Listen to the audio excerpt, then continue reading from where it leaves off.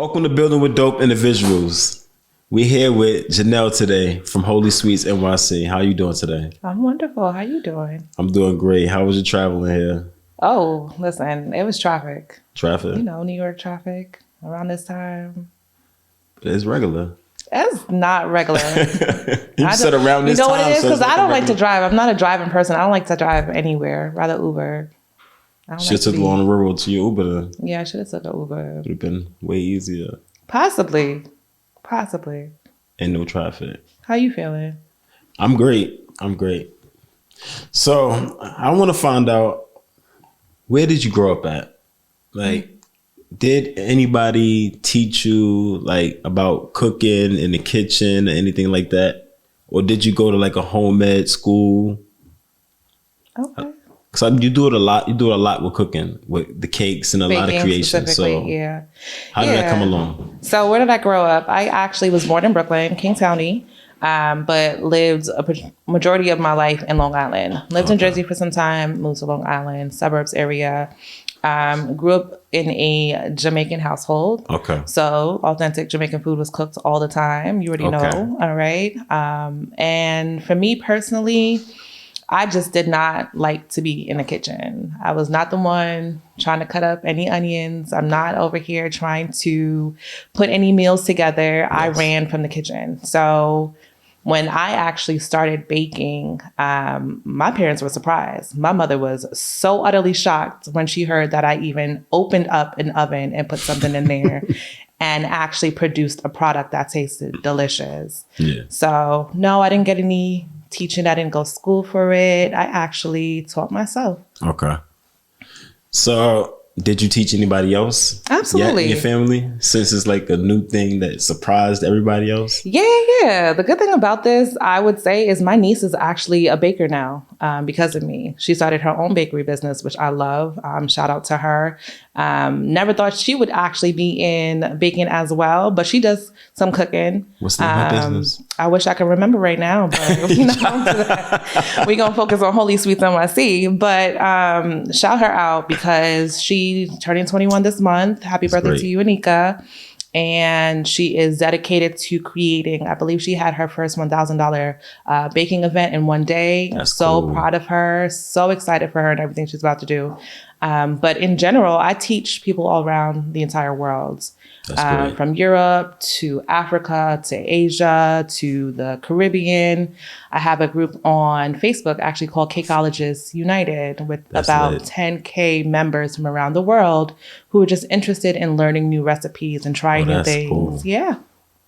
Yeah. So I love teaching. I love pouring into other people with what I love. So discussing your baking skills. So since no one taught you, you were self-taught, right? Mm-hmm. Or is it basically YouTube University also? It was more so a little bit of both, right? Because social media will provide you with what you need. Google real quick with the recipes, right? So you always testing stuff and trying things out and seeing what works and what doesn't work. Yes. For me, my skill set more so lied with creating like cupcakes. I started out with cupcakes. Cupcakes for me were just super simple because you just put it together and put it in the oven and that was it. Then I elevated to cakes. Cakes are a little bit more complex because there's a leveling portion, there's a filling portion, there's a stacking portion, there is a crumb coating portion, there's a coating, and then there's the actual design of the cake, right? Sounds like a lot. Yeah, you went on the trip with me. Yeah, I'm like, God damn, how about just making a cake? No, we're making an art and we're also producing something of quality and worth, something people can actually talk about and not just eating like, okay, that was just cake. No, you're going to have an experience and a heavenly experience. And that's why we're called Holy Sweets. All right. So when you build these cakes, are you considering your cakes a form of art? Absolutely. Because I'm a creative already. My mind is a creative. So whenever I put my hands to work, it's going to consist of some form of art, some form of skill, some form of talent that I've developed over the years. And I didn't really take Holy Sweets too serious until last year. Everything was more so of a hobby. Oh, okay. Yeah. So the way Holy Sweets actually originated, I used to work for a company called Food Bank for New York City, which is a nonprofit that works within food insecurity in New York City. Okay. Very similar to City Harvest. And so what I did was I would go into the community. I would meet with different schools, shelters, senior centers, and I would see what their needs are. And I would help them with that food portion. And I really took to a family in a shelter. It was a mother and her 2 kids, a boy and a girl. And I remember one time we had a conversation and she was telling me that it was his birthday the next day. Yes. And honestly, I was like, what are you doing for his birthday? What's happening? And she was like, Janel, I really don't have it to do anything. And for some reason, something in me was just like, go to Walmart and go pick up some toys and go pick up some cake mix. Never done that in my life, ever. But something compelled me to do that. And so I felt and I led with that spirit and I did that. And I went home and created something. I don't know if it tasted good. All right. Don't know if my first try was a good try, but I created something and gave it to her and her son and daughter the next day. And Shy, when I say the look on her face, the tears that came out of her eyes because she didn't expect it. And the kids just overly joyed with just having that. Yeah. It led me to want to do it again. And so I found another family and I did it again. So that was your first time baking ever? Ever in my life. Ever in my life. And that was 2016. Wow. First time baking. And so I did it again. Ended up doing it for my church and church family just because, they would have events and I just wanted to make sure that they were taken care of. You don't have to pay for the cake. I would try and error. When I tell you, if you look back to some of my Facebook posts, these cakes are ugly. All right. They do not look appetizing. You would not want to order it. But how they taste? They tasted better. Better. So tasted better than it looked? Better than it looked. Okay. Better than it looked. And so after a while, people just kept on asking, how can I place an order? It's like, I don't have a business. I'm not doing anything. You can just let me know what you want and whatever you want to give, you can give. So I really didn't take it too serious until last year we got into some heavy things. So last year you turned from a hobby into a business. Mm-hmm. What was the craziest transition for you? Contracts. Okay. When I did my first contract, it was with JFK Airport. Doing a contract with them was something I've never done before, even contracts with anyone with my business. But for me personally, I respect the hustle of contracts because it's easier to do an event for JFK, yes, bigger quantities and tons more money. You're not working as much as doing a singular cake, which is going to take a lot of time and energy, and it's not as much money. So contracts work well. And from JFK, Air Canada saw my work and hired me through their channel. And I did an Air Canada event. Yeah.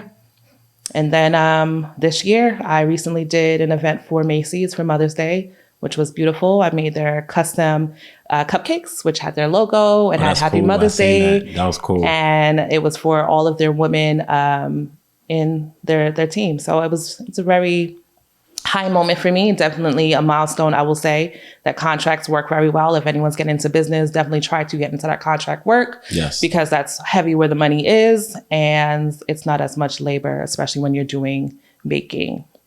So about this transition, what was your most exciting or scariest moment? Most exciting moment for me was, I think, establishing that I actually wanted to do my business. Okay. I actually wanted to have a business and have it projected in a way where people can come to me and say, yeah, I want what you have to offer. Okay. And so like my first real order was exciting for me because it was a wedding. I never did a wedding cake before. It was a beautiful Caucasian couple that got married somewhere in Long Island and they wanted a geo cake. Again, never done any of this work before, but best believe that cake came out beautiful. Best believe she called me back for her anniversary to make another cake for her because I create quality. One of my fearful or scariest moments you asked? Yes. That's a good question. Scariest moment was, I did have an order for another wedding, and unfortunately, something happened to the cake on the way to the venue where I had to turn back around and rebake the cake. So I had to apologize to the bride and groom for the delay of the cake, but something took place where the cake was no longer together. What happened? And so, you know, when you're transporting cakes as a new baker, as me learning everything, the cake actually did not have a dowel. So when you're putting stacks of cake together, when you think about a 3-tier cake, not layers, it's tiers. So bottom tier, middle tier, and then the top tier, they all need to be combined with a dowel in the center. Yes, from top together. Exactly. So me as a new baker, I didn't know that. You just thought they just got on top and that was it. Stayed. And it's no. So, and this was in the beginning. This was around like 2017 when I had really started. And I felt terrible. I was crying. I was fearful. My heart was racing because you put so much effort in something like that. Yeah, and this happens. And then this happened. So I had to go back home and try to make do with what I could make do. And I did. It was beautiful, but it was late. Right. And that's quality that dampers on the quality of my business. Yes. And I don't represent anything other than luxury and quality. So yeah, that was very fearful for me, but best believe that never happened again. That's good. That's good. Cause I'm like, God damn, you messed the cake up and you had to go back home, remake it. But were they happy at least? Like when you they were most so, because when you think about a wedding, when you get to a wedding, you see the cake on display at a certain time. After the ceremony, and then during the reception, you see the cake on display. So the cake wasn't there when the reception started. It was there a little bit later. So you were there just to make the cake, or did you make cupcakes also and everything else? No, just there for the cake. Yeah. So that was the highlight of the show. Yeah. So what is your biggest learning moment? Biggest learning moment, I think for any business, it's transitioning into doing your taxes and having an accountant, being responsible and bookkeeping. That's like my biggest learning moment, how to transition into just, you know, not having a business account or not doing my taxes for my business, not filing a certain type of way. But when I realized that's what I had to do to elevate, that's what I did. And that was a big transition for me. So addressing the challenges you face early on to now, which one you would like to share? Challenges, yes, you face early on with your business. That's a good question. There's so many challenges with the business. Just give me one early on and one you're dealing with now. Earlier on was last year. Marketing. Okay. Marketing was really big for me, how to navigate that, because you have social media, you have SEO, you have your websites, you have a lot of things you can do online, and then newspapers. So it was like really understanding how to get the word out there that you actually offer a product that people need and they should select you as the company to work with. So that was something that I realized that I had to work hard on. And then right now, my biggest challenge is getting more contracts. Okay. I want more contracts. I'm seeking more contracts. I love the work that goes with contract work, especially working in the school system, working with, you know, children and parents during COVID. Long story short, this is how I started teaching, or one way I started teaching in the schools. When COVID happened, no one was coming together. We all know that we had to stay separate and apart. So what I did was I created a way for families to come together, and also the schools to provide a service to families that are home and not really doing too much as a family. So what did I do? I created a cake class. Everything was virtual. I baked all the cakes, gave them all the supplies, and then the school would give it to all of the parents and the kids. And we were online baking delicious cakes. They were able to decorate with their kids. Love the experience. If you've never done a form of family time with like bonding and learning a new skill, very new experience. You know, if you've never baked a cake before, if you've never decorated one, I'm gonna teach you how. I would love to learn. So you're saying you had a problem with marketing. So what was your marketing choice? What was my marketing choice? Yes. I actually got support through the Queens Chamber of Commerce. If anyone is in Queens and looking for that form of support, they offered me free website help. So they built my website for free. Shout out to them, because when I was looking for that support, I did not really understand how to navigate that. But they actually have a way for you to be able to, they build your website. Yes. You tell them what you're looking for, and they help manage it for an entire year for free. Really? Yes. That's cool. Yes. So that was my way of navigating and kind of being successful with that, and understanding the SEO system and wording and actually putting yourself out there. So whenever you're in a Google search and you want your name to come up, what to put first. Up exactly to pop up first. So shout out to Queens Chamber of Commerce. Yes. Shout out to them. Exploring the pandemic. How did it affect your business? Did it help or hurt you? It hurt me.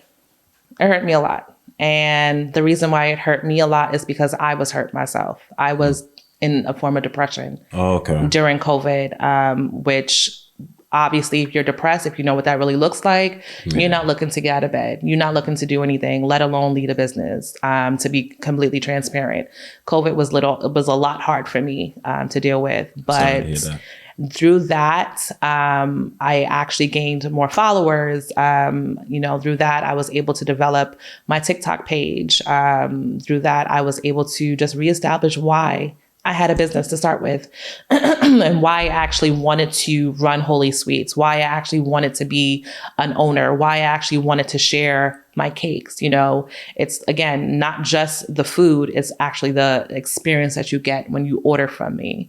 So it helped you? Yeah, it did. It did. It didn't hurt you? It did. It challenged you? Of course it challenged me. It put me in a position I've never been in. Never been before. I've never felt that before. COVID really, I felt, changed a lot of people's lives. It did. Change. It sped up everything. We're not going to say good or bad. It changed a lot of people's lives. Do you have any epic fails that you have bounced back from? Why are we talking about failures? Because you want people to learn about the epic fails and how you bounce back from them, because you're helping other people that's getting into business, also getting into cake business, and maybe they could navigate. Of course. The biggest failure of business altogether, I will always say, is not trying. Not putting yourself out there. That is the epic fail. If you ever have an idea to start something, if you ever have an idea to create anything, you don't sit on that and say, okay, no, that just came into my head. There's a reason why it came into your head. There's a reason why you had ideas. So if you don't try and apply yourself to create and do and say and actually put that work in, that's a failure. That's a huge failure. So that was actually one of my failures, not actually trying something different, which was like pop-ups. Never done that. Never actually experienced a pop-up. If you know what a pop-up is, you're going as a vendor to sell products to people who don't even know you. Some people may know you. And I was fearful of doing that. Why were you? Because I didn't want to create a lot of product and not sell. Are you scared of people to talk face to face? Absolutely not. No. That wasn't it. Because when you think about certain communities, it's very different. There are certain communities in New York that you can sell certain things to, and there's certain communities that will not accept the things that you're selling. Gotcha. For example, I'm not going to call out the area in Queens, but I also create vegan cakes. Yes. And some people, when they think about vegan, they think about raw. Think about uncooked. Okay. So if you're telling someone that may not be aware of what that looks like or what it tastes like, they're going to be like, ooh, no, I'm not interested in that. When in fact, it's just no dairy. We're not eating any dairy. Mm-hmm. We're not putting any of those eggs, milk, all of that in. No, we're finding nothing processed. We're finding replacements for your body, because you can enjoy something sweet and enjoyable. It doesn't have to be bad for you every single time. Right. So what other cakes do you make? You make vegan cakes. You make, of course, regular cakes or children cakes. Do you make any infused cakes? Absolutely. Of course. Okay. So what got you into that? I love to smoke and I love to drink. So did you make the infused butter yourself or infused coconut oil yourself? Absolutely. So when I got started in infused, I obviously wanted to see what I could play around with. I wanted to know what I could do. So I actually got myself a Levo. Okay. And before I even got the Levo, I did the old school way. All right. Cheese cloth, double boiler, letting it sit on I did it on the stove, really low. How you activated the Put it in the oven for 15 minutes. Oven. You said no. I'm like, I thought you were saying like the double boiler. No, put in the oven the flour. First. Yep, flour got to go into the oven. You have to activate all of that. And you have to bring it all out. Then put it inside, infuse it, double boil in, and then strain it. To a cheesecloth. That is the craziest thing. But I hated it. People don't understand what you was doing. Like, bruh, this is hard work. It is. It was labor until I realized before the machines came out. Yeah. Thank you. So which one you have? The Levo one? I have the first one and I have the glass one. Oh, there's a Bluetooth one. Yeah, they gave me if you have a Levo and you have the warranty. Yes. Something happened to it. Call them up. They're gonna send you a new one. That's for most of the companies. For free. And I didn't know that because I was focused on just using my one Levo. And I was like, something's wrong with it. They sent me a brand new one, an actual updated one. So that's how I use both of them. But I started doing the butter. Okay. Then I started infusing honey. Okay. I make sour Skittles as well. That's cool. Yeah. So the sour Skittles, there's a process with that. And really the best way to coat them is like with the honey, infusing the honey. Gotcha. Delicious. Well, you could even try with the alcohol tincture. I've done that as well too. And put that 100 proof. A decarb machine. Not decarb machine, sorry. A dehydrator. Okay. So is that what you take do? all of it off. I'm just giving you ideas. Oh, okay. Okay. But you can do that. Okay. But yeah, cookies, cakes, anything can be infused. Anything could be spiked, anything. So you're in 3 different industries, even though you only make cakes. Mm-hmm. That's good. And I do the vegan, I do the gluten-free, I do the eggless, I do the sugar-free, I do the keto-friendly as well. All right. And so kosher. You can get any type of cake from you. Every type of cake. Your cakes? My website, holysweetsnyc.com. And everything is Holy Sweets NYC.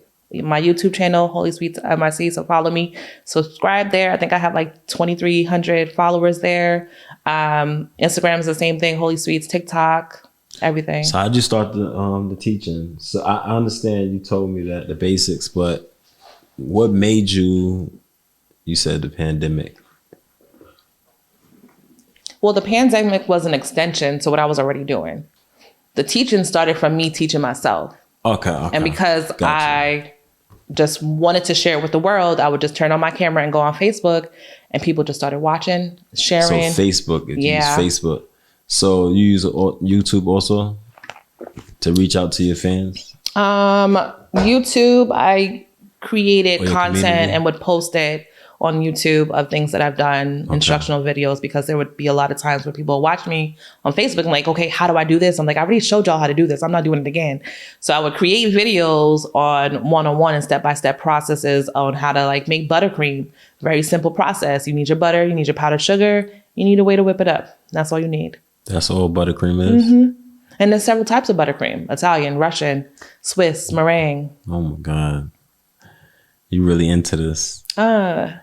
Really into it. That's good. That's good, because some people just say it's buttercream. There's only one buttercream, or they wouldn't know different types of buttercreams and stuff like that. Yeah. So what makes Holy Sweets so much different than any other cake company? We cater to your needs. We cater exactly to what you're looking for. So like I said, all of those dietary restrictions that you may have, I can cater to that. I'm actually making a gluten-free vegan cake, sugar-free as well, for a off-Broadway company. Shout out to Saul, off-Broadway. They're celebrating their anniversary and I'm creating a cake. So they can come to me and say, hey, I don't eat this. I do not like that. I have an allergy, and I can tailor to that. If you go to a bakery right now, I promise 9 times out of 10, they're going to tell you, no, we cannot cater to that. All of our cakes are custom. All of our desserts are custom. Our cookies, our cupcakes, our chocolate covered items, they're custom to your needs and your wants. So how do you manage the quality while your business is growing? Sticking to the recipes because they work, right? You create recipes to stick to them because they work. Yes. And that's my way of controlling the quality of my items and my cakes. And also because I've been doing this for such a long time, I'm so used to my recipes, I don't even need to look back at them because they're all embedded in my brain. And then also just managing my administration part really well, because that can get out of hand sometimes. If you're so busy in the kitchen, you lose in part on what's coming in your emails, social media, what's your updates on your website, events that you're planning, because you're busy cooking. Baking takes a lot of time. Yeah. It's a lot of time and energy. It is. From actually mixing, prepping, baking, cooling, designing, creating, stacking, all that stuff contributes. It's a lot. It's a lot.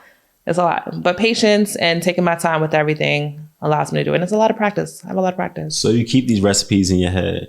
Are you going to make a cake cookbook or something like that, so people can purchase from you? Or are these secrets that you're not telling nobody? So I've already posted, because I've been asked this question a lot of time. I've already on my website. If you go to holysweetsnyc.com, there's an actual recipe that I do have on there for $1. But creating a book, that's most likely going to happen next year. I will absolutely create a recipe book to share with people. And it's something just for people to be able to try out. Nothing that's going to be too pricey, but something that people could just use and say, hey, I want to create a fun recipe. Let's go ahead and open up Holy Sweets book and see what's it offer. So yes, absolutely. Have you ever challenged yourself and like try to make a cake on vacation or something like that? I'm so glad you asked that. Your regular stores, you know what I mean? Absolutely. I have a client that flew me out to Jamaica, and I was creating a cake for them. Nothing that I've ever done before. I don't know if you know the Jamaican weather, how that heat is, but it does not play with cake. So I had to figure out how to do it exactly. You use fondant for everything, right? No. That's when I was actually able to find a way to make buttercream a little bit more stable right there on the spot.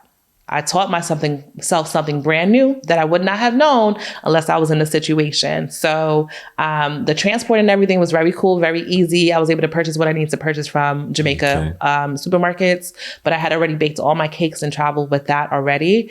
And then I played around with my buttercream, because I realized that every time I take it out the fridge, it's melting. It's not working. Too fast. Right.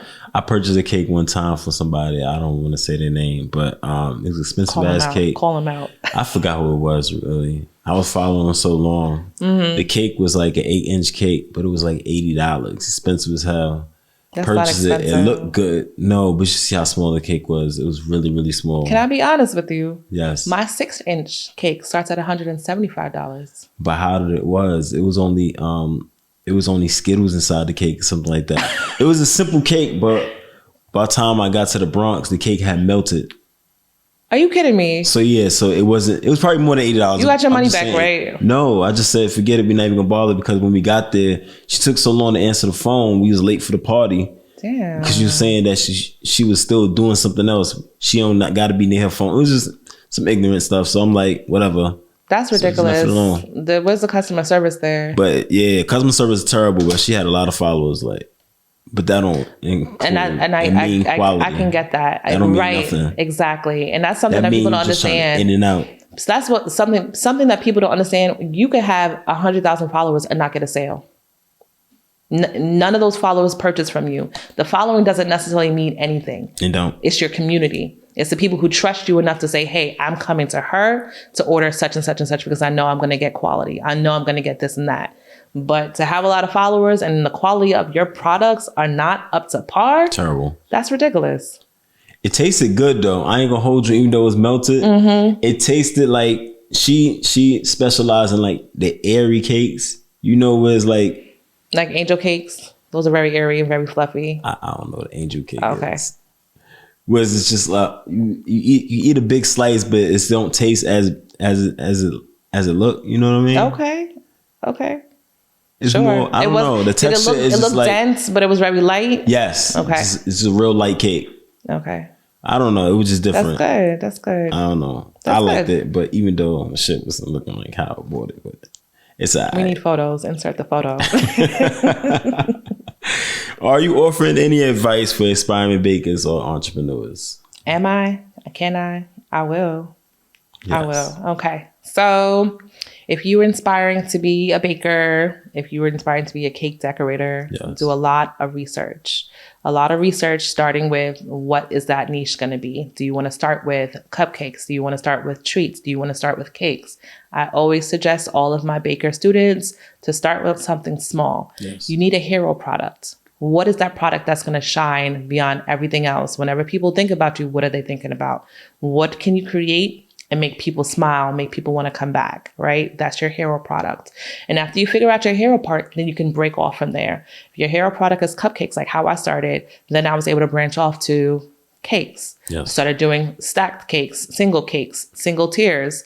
And from there, I elevated on. And so I would say, do your research, make sure you understand your niche, understand what it takes to do it. And then also, if you're starting from home, figure out what your cottage food laws are in the state that you are. It's very important because you can't just bake from home and think that's okay. A lot of people do it. It is what it is. But if you want to go by the books, you have to get your license. You have to do it the correct way. Yes. So I would definitely say that. Do a lot of research. What is one thing you wish you knew? You wish you knew at the beginning of the baking that you know now? One thing. You would go back and tell yourself now. Trust yourself more. Trust yourself. Like, we all have it in us to do whatever we want to do. But because we don't know what it looks like after taking a few steps, it's a lot of fear surrounding that. A lot of doubt, a lot of self-doubt, a lot of negative talk. So I would say trust yourself. Once you are secure in what you're doing and what you want to do, just push forward just a little bit. And after you push forward a little bit, try it again. You do a lot of positive affirmations. I could tell. I do positive everything. I could tell. I could just tell. Everything. Because I used to live in a space, and that was years ago in COVID. I used to live in a space of negativity. And I realized that the energy that I put in to be negative, I could also be positive. Yes. I could also speak life to myself. And I could also speak life into my business. So can you tell us the exciting news, events, or anything else like brick and mortar coming soon? Oh, okay. So exciting news is we are going to be partnering with a company in New York. I cannot announce the name yet, but they have over 7 restaurants in New York City. And they are branching out and doing something brand new. And they have asked me to come onto their project, which is huge for me. I am super excited for Holy Sweets. And then something exciting that is coming up, very, very exciting, is our Holy Sweets NYC Cake and Sip. Okay. What is a cake and sip? What do you think a cake and sip is?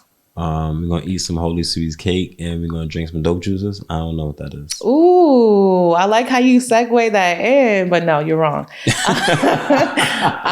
So a cake and sip is essentially a time where I will provide you with everything you need to create your own cake. Okay. So the actual cake layers, the buttercream, and the tools to do so. You'll have your own turntable, your own apron, and you also have an endless amount of mimosas and rum punch and whatever alcohol you want to bring to the party. That's cool. And I will provide instructions on how to layer, stack, fill, crumb coat, and design your cake. All right. Yeah, we'll have a DJ, shout out to DJ Hot Rod.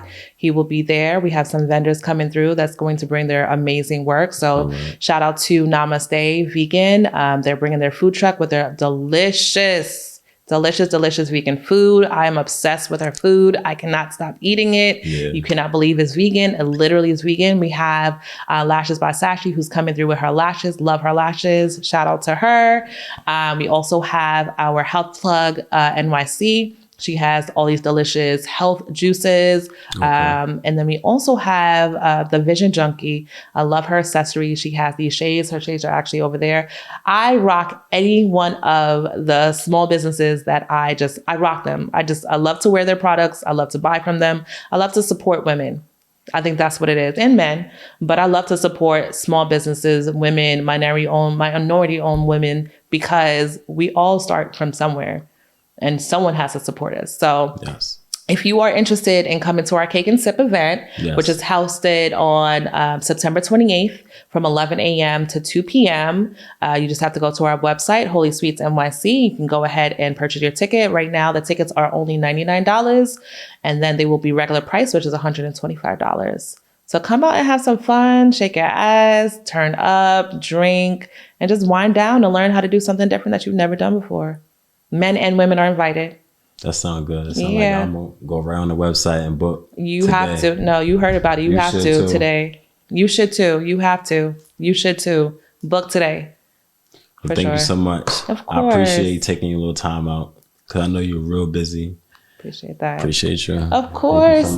Thank you for having me. It's been a pleasure. Definitely appreciate the fact that you have this space for business owners and for people to talk about what's happening in their business. Yes. I definitely want to highlight you as a strong Black man. Thank you. Thank you for what you're doing. You know, you're Appreciate creating it. a space for people to be able to express and show and actually be able to like talk about things that are real. And it is real to talk about failures. It's real to talk about successes and where we are going in life. And not a lot of people appreciate that and take the time to do that. So thank you. No problem. Thank you. Building with gold, building with gold. Every story helps us go from zero to hero on the ground.